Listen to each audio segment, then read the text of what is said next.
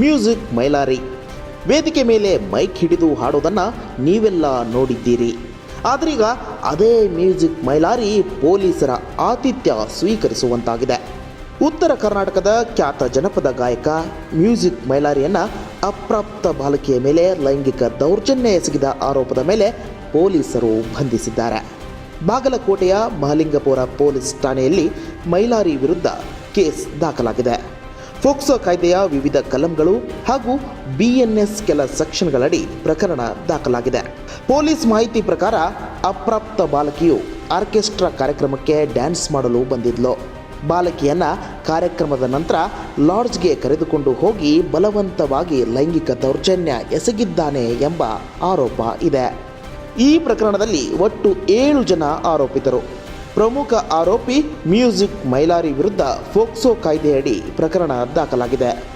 ಉಳಿದ 6 ಜನರು ಬಾಲಕಿಗೆ ಹಲ್ಲೆ ಮಾಡಿ ಜೀವ ಬೆದರಿಕೆ ಹಾಕಿದ್ದಾರೆ ಎಂಬ ಆರೋಪ ಕೂಡ ಇದೆ.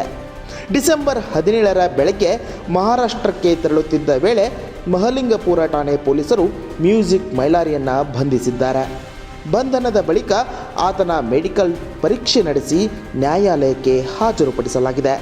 ಈ ಸಂಬಂಧ ಬಾಗಲಕೋಟೆ ಜಿಲ್ಲಾ ಪೊಲೀಸ್ ವರಿಷ್ಠಾಧಿಕಾರಿ ಮಾಧ್ಯಮಗಳಿಗೆ ಮಾಹಿತಿ ನೀಡಿದ್ದು, ಪ್ರಕರಣದ ತನಿಖೆ ಗಂಭೀರವಾಗಿ ನಡೆಯುತ್ತಿದೆ ಎಂದು ತಿಳಿಸಿದ್ದಾರೆ.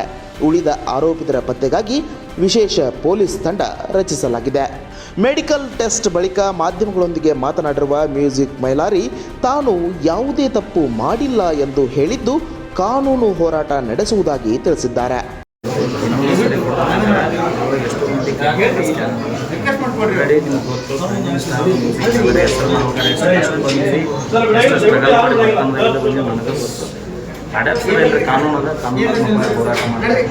ನಿಮ್ಮ ಏಳಿಗೆ ಸಹಿಸೋರು ಈ ಥರ ಮಾಡಿದ್ದಾರೆ.